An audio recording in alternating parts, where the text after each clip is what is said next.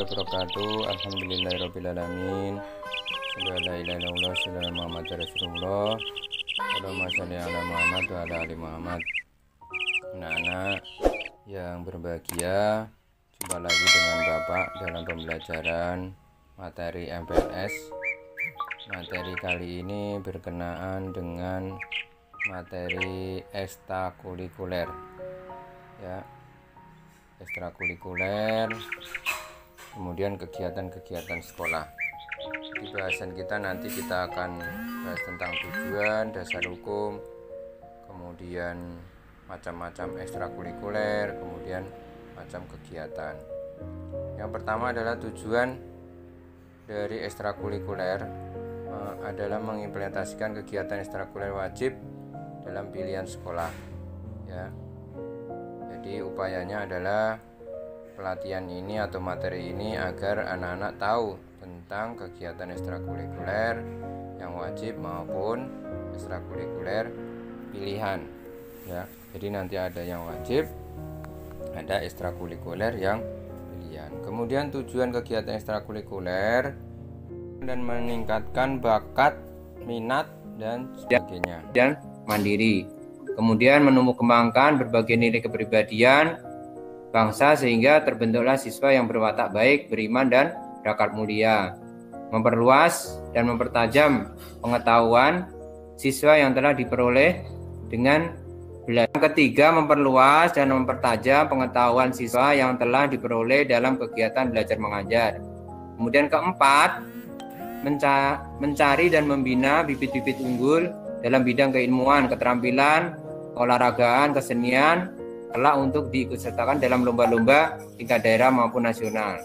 Jadi seperti yang Bapak sampaikan kemarin, kita jangan merasa rendah diri kalau kita tidak mampu belajar matematika atau belajar IPA atau menghafal, tapi kita punya kelebihan. Nah, salah satu kelebihan bakat kita, ya, kita pasti punya bakat. Yang punya bakat kesenian ya di kesenian, yang bakatnya di olahraga, ya kan? Yang bakatnya di hafalan, ya. Semua kita fasilitasi agar supaya nanti kalian bisa ikut lomba-lomba, ya. Jadi salah satu kegiatan kita juga, kita nanti ada lomba-lomba di tingkat daerah, kemudian tingkat kabupaten, tingkat provinsi, kita ikut sertakan. Nanti kalau kalian dapat sertifikat, itu sebagai bekal kalian bisa masuk negeri di SMA atau SMK karena jalur prestasi. Kemudian menimba ilmu sesuai bakat dan minat siswa sehingga dapat menggapai prestasi. Kemudian sifatnya itu ada dua, apa? Yang pertama adalah wajib, yang kedua adalah pilihan. Dan nanti Bapak sampaikan yang pilihan mana, yang wajib mana. Jadi kalau wajib itu setiap peserta harus ikut, ya. Tapi kalau yang pilihan tergantung kalian mana yang bisa diikutin, kalian mendaftar kepada wali kelasnya, ya. Kemudian ini landasan hukumnya, kalian baca sendiri.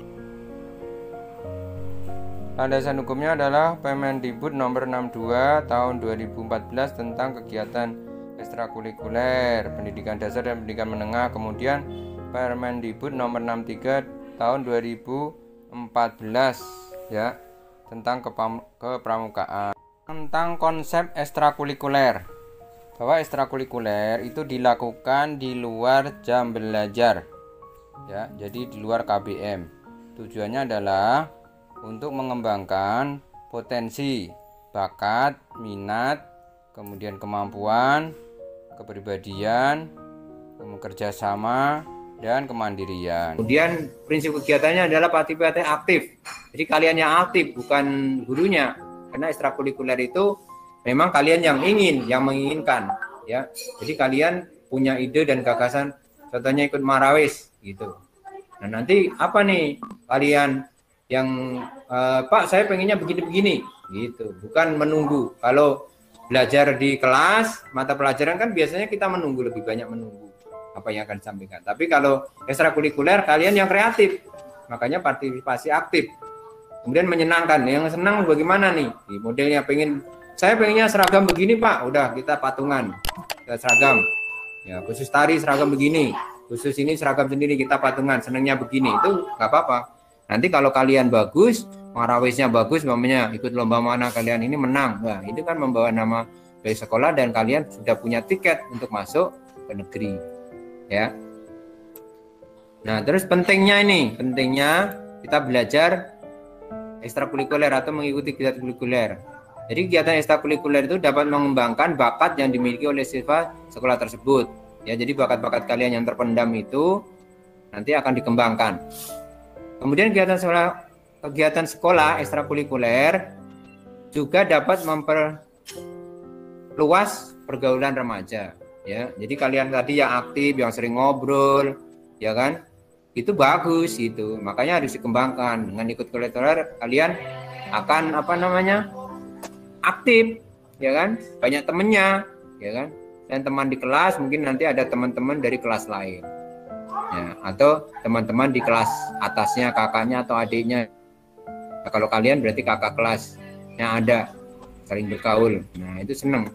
Pasti ada nilai positif daripada kalian bergaul dengan nilai-nilai yang tidak baik.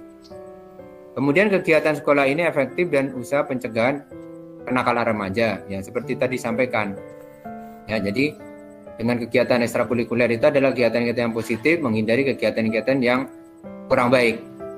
Ya, kegiatan sekolah yang normal ini akan semakin mengasuh bakat kreativitas karena fokus. Ya, contohnya kalau seni budaya kan cuma berapa jam, tapi kalian senangnya musik, tari dan sebagainya, fokus nih. Jadi kalian memang fokus ke bidang tersebut. Kemudian tips memilih kegiatan ekstrakurikuler. Jadi kalian lihat, kemudian kira-kira ini sesuai dengan selera atau hobi saya enggak nih? Kan nanti ada nih macam-macam ekstrakurikuler yang disediakan oleh sekolah. Yang kalian pilih mana yang sesuai dengan hobi. Jadi senang, karena ekstrakurikuler itu harus senang, jangan terpaksa. Kecuali yang wajib ya, wajib itu memang harus ikut. Kemudian harus sesuai dengan bakat dan kemampuan. Kemudian biaya, karena nanti ada biayanya juga, contohnya membuat seragam, ya kan, atau biaya-biaya lain. Kalau ikut lomba kemana, transportasi, nah itu harus dipikirkan, nanti dibicarakan kepada orang tua. Ya, jadi kalau kalian bersungguh-sungguh, insya Allah namanya biaya itu akan ada dengan sendirinya. Yang penting kita sudah niat dulu. Kemudian jadwal dan waktu nanti akan dijadwalkan. Ya. Kemudian macam-macam dari ekstrakurikuler. Yang wajib ini tadi ada 2 pilihan, kemudian wajib. Yang pertama itu yang wajib, pramuka. Jadi pramuka itu setiap peserta didik harus mengikuti kegiatan pramuka. Biasanya kita lakukan bukan setiap hari ya, jadi setiap minggu 2 kali. Setiap minggu 2 kali. Setiap 2 minggu sekali. Setiap hari Rabu, jadi 2 minggu sekali. Itu kalau kita tatap muka atau luring. Tapi kalau daring berarti kita dan yang pilihan itu banyak. Ya, itu yang pertama adalah rohis, baca Al-Quran dan hafalan, kemudian pencak silat, ya kan, kemudian tari, kemudian marawis, paskibraka dan English Club. Nah, nanti kalian bisa milih yang mana nih, yang senang, ya, kalian pilih untuk ikut. Nah, kalau untuk daring kayaknya belum bisa dilaksanakan, ya karena nanti kita lihat-lihat ya yang pramuka yang memang baru kita laksanakan. Nah, semoga pandemi ini cepat selesai, kemudian kita bisa tatap muka sehingga kita bisa laksanakan ya kegiatan-kegiatan tersebut. Kemudian kegiatan-kegiatan yang dilakukan oleh SMP DPN 86, yang pertama adalah pembiasaan setiap hari tadarus dan sholat duha ya. Ini pakai sholat. Kemudian setiap hari Selasa literasi. Jadi selain hari ini ada setiap hari Selasa itu literasi.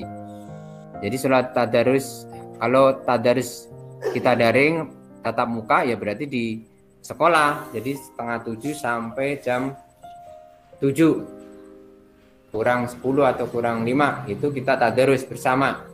Nanti dipimpin 1 orang, kemudian yang lainnya menyimak atau membaca bareng. Literasi nah, itu kalau kita masuk. Tapi kalau daring, online, ya berarti di rumah sendiri-sendiri, kemudian diupload fotonya.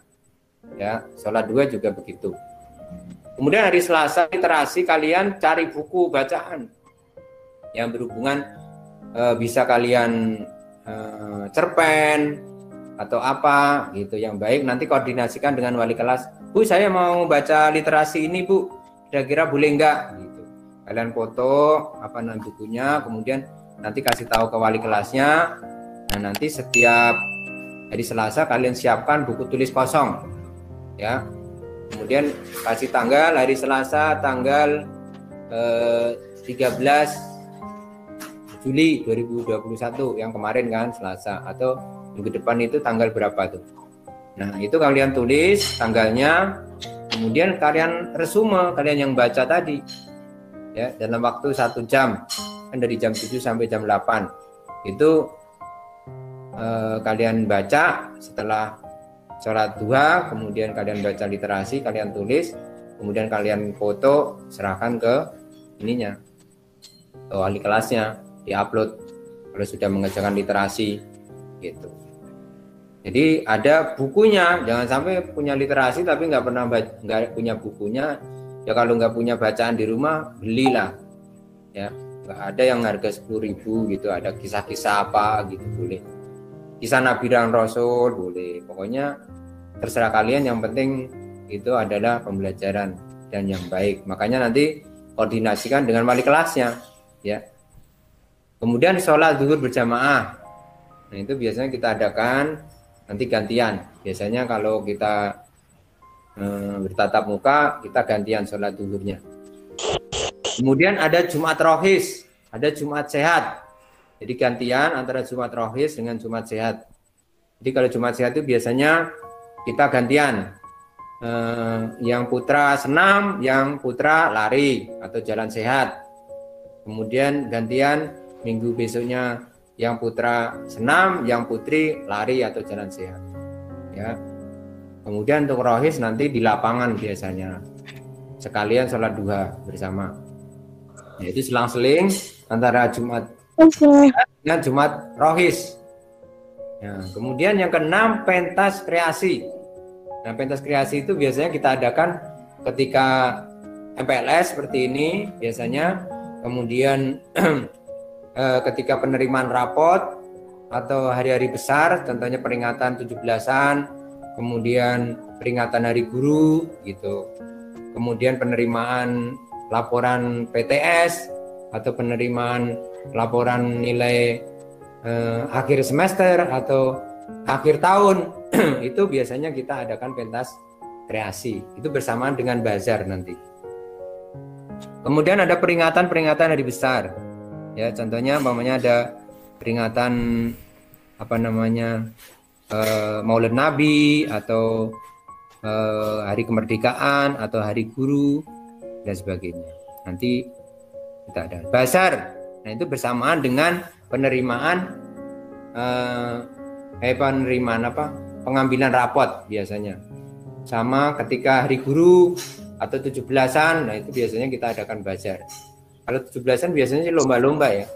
Lomba-lomba kalau 17-an. Tapi kalau bazar itu biasanya guru sama pentas seni, kemudian sama penerimaan rapot. Nah, itu ada pentas seni, kemudian ada bazar. Nah, itu upayanya apa? Biar kalian itu per kelas minimal ada kreatif, namanya bikin es, puding, bikin gado-gado atau bikin kue apa gitu, nggak apa-apa. Jadi nanti pakai uang kas kalian, kemudian nanti punya untung sekian. Ya nggak apa-apa, kalian sendiri yang bikin, kalian sendiri yang beli, nggak apa-apa. Tapi pelatih kalian untuk berkreatif. Ya. Kemudian pesantren kilat dan buka puasa bersama. Itu setiap Ramadan kita adakan pesantren kilat dan buka puasa. Biasanya kalau kita bertatap muka. Kemudian yang ke-10 mengikuti lomba-lomba dan kompetisi di sekolah lain. Jadi kalau undang-undangan sekolah lain ada lomba, ya kita ikuti. Kalau ada yang punya pencak silat mamanya, kemudian lomba tari atau lomba menggambar, ya kan, lomba karya tulis, ya kan, kemudian ada lomba futsal, sepak bola. Nah, itu kalau memungkinkan kita ikuti. Kemudian ada pemeriksaan gigi dan mulut secara rutin, itu kerjasama dengan puskesmas ya. Nanti ada diperiksa. Kemudian ada penyuntikan dari puskesmas. Kemudian nanti ada pembagian vitamin buat yang perempuan ya. Nah, konsultasi tentang perempuan juga ada nanti. Poin selanjutnya. Kemudian ada study tour. Kelas 7 dan kelas 8 itu adalah study tour itu kita belajar keluar. Contohnya ke museum-museum, kemudian ke tempat-tempat wisata yang memang bersejarah sambil belajar di situ. Kemudian kita menggali informasi secara langsung di lapangan. Nah, itu nilai positifnya bukan hanya jalan-jalan ya, tapi nanti ada nilai kerjasamanya. Kemudian vitamin tadi udah ya. Kemudian wisuda pelepas. Kalau kita tatap muka ya, karena kondisi begini ya nggak ada mungkin. Kalau tatap muka kita biasanya ada menabung mungkin sebulan 10.000 atau sehari 1.000. Nah, nanti lama-lama nggak terasa terkumpul bisa buat study tour. Itu juga dengan ini wisuda kelas 9 itu juga dari kelas 7 sudah menabung ya. Jadi nanti kalau menabung study tour masih ada sisa, biasanya study tour itu dilakukan 2 tahun sekali biasanya. Jadi umpamanya kelas 7-8 nih sekarang diadakan, berarti tahun depan enggak, nanti tahun depannya lagi, berarti kalian bisa menabung untuk wisuda kelas 9. Kemudian latihan dasar kepemimpinan itu biasanya untuk kelas 7 atau kelas 8, itu tergantung. Umpamanya 2 tahun sekali kita adakan, berarti kelas 7-8 digabung. Nah, nanti tahun depan nggak ada. Jadi tahun depannya lagi baru nanti kelas 7 dan 8 digabung. Menghadiri pameran-pameran yang diselenggarakan oleh sekolah atau instansi lain. Yang umpamanya ada pameran-pameran ilmu pengetahuan, kita diundang, kalau memungkinkan kita akan datang ya. Contohnya kemarin ada di Litbang tuh yang di Pondok Labu ada pameran, kita diundang, kita lihat, jadi kita tahu tentang persenjataan Indonesia. Kemudian tugas lapangan, ini tergantung dari guru mapelnya ya, umpamanya dari PPKN, kita harus berkunjung ke Gedung Pancasila umpamanya. Kalau kita memungkinkan dan sepakat dengan biaya kita sendiri, kita charter mobil kemudian bawa konsumsi, kita ke sana nggak apa-apa. Mohon maaf jika ada kekurangannya. Assalamualaikum warahmatullahi wabarakatuh. Waalaikumsalam warahmatullahi wabarakatuh.